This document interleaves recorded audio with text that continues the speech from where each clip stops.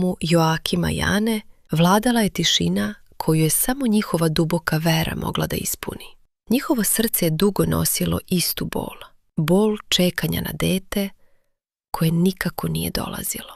Joakim se predao postu. Ana je suzama zalivala molitve koje su se uznosile poput tamjana.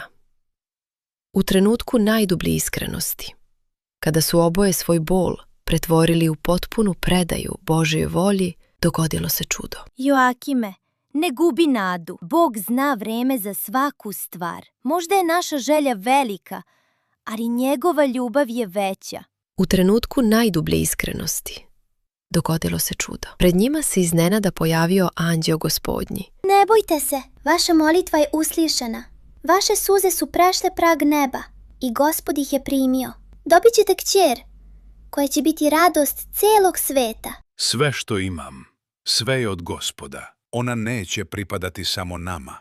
Posvetit ćemo je Bogu da mu služi svim svojim bićem kroz sve dane svoga života.